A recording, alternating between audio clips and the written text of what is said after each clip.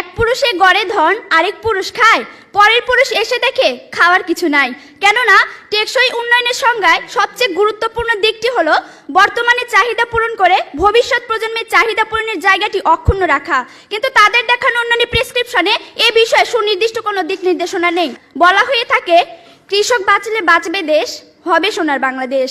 মাননীয় মডারেটর, এখনো দেশের অধিকাংশ মানুষ কৃষিকে আঁকড়ে ধরে জীবিকা নির্বাহ করছে, কিন্তু কথা হলো দেশের এই সিংহভাগ কৃষিজীবী মানুষকে মানসম্মত শিক্ষায় শিক্ষিত ও কৃষিজ্ঞানে প্রশিক্ষিত করে গড়ে তুলতে না পারলে একদিকে যেমন কৃষি উৎপাদন বৃদ্ধি করা সম্ভব হবে না, অন্যদিকে অপরিকল্পিতভাবে রাসায়নিক সার ও কীটনাশক ব্যবহার করায় প্রাকৃতিক পরিবেশ ও জীববৈচিত্র্য চরমভাবে ধ্বংস হয়ে যাবে, যা টেকসই উন্নয়নে বড় বাধা। তাই আমাদের বক্তব্য হলো, মাননীয় মডারেটর, কৃষিজ উৎপাদন বৃদ্ধি ও প্রাকৃতিক বিপর্যয় রোধ করে টেকসই উন্নয়ন নিশ্চিত করতে শিক্ষা খাতে আরও বেশি বিনিয়োগ করে শিক্ষা ব্যবস্থায় কিছু কৃষিবান্ধব পদক্ষেপ গ্রহণ করতে হবে। আর সেই পদক্ষেপগুলো হলো: 1. কৃষি গবেষণায় বরাদ্দ বাড়াতে হবে। 2. কৃষি শিক্ষার প্রসারে আরও বেশি কৃষি বিশ্ববিদ্যালয় স্থাপন করতে হবে। এবং 3. কৃষকদেরকে প্রশিক্ষণের আওতায় এনে প্রশিক্ষিত জনশক্তি হিসাবে গড়ে তুলতে হবে।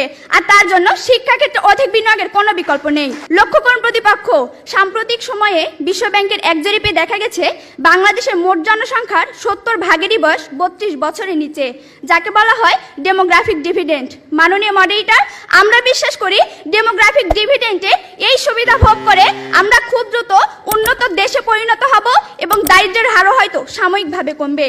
কিন্তু মাননীয় মডারেটর, আমাদের পরবর্তী প্রজন্ম যদি সেই অর্জন ধরে রাখতে না পারে তাহলে সবকিছু অর্থহীন হয়ে পড়বে, যেমনটি হয়েছে নাইজেরিয়ায়। অথচ মাননীয় মডারেটর, আমরা যদি সিঙ্গাপুর কিংবা মালয়েশিয়ার কাছ থেকে শিক্ষা নিয়ে শিক্ষা খাতে অধিক বিনিয়োগ নিশ্চিত করতে পারি, তাহলে মানসম্মত শিক্ষা ও প্রশিক্ষণের মাধ্যমে দক্ষ জনসম্পদ তৈরি হবে এবং অর্জিত হবে টেকসই উন্নয়ন।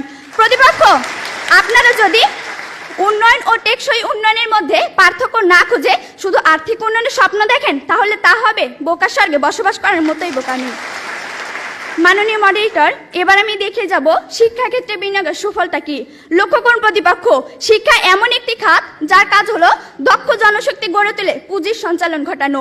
এ প্রসঙ্গে নোবেল বিজয়ী অর্থনীতিবিদ আর্থার শুলজ বলেছেন, প্রাথমিক শিক্ষায় বিনিয়োগ করা সম্পদের সুফল ফেরত আসে 35%, মাধ্যমিক শিক্ষায় 20% এবং উচ্চশিক্ষায় ফেরত আসে 11%। তাছাড়া বিভিন্ন ধরনের বিনিয়োগের মাধ্যমে দক্ষ জনসম্পদ গড়ে তোলা যায়, যাকে বলা হয় রিটার্ন অন ইনভেস্টমেন্ট। মাননীয় মডারেটর, আমাদের দেখানো শিক্ষাক্ষেত্রে বিনিয়োগ যখন বর্তমানের পাশাপাশি ভবিষ্যতের নিরাপত্তা নিশ্চিত করছে, তখন প্রতিপক্ষ কেবল বিতর্কের খাতিরে আমাদের বক্তব্যে বিরোধিতা করছেন। প্রতিপক্ষ, দয়া করে টেকসই উন্নয়নে এমন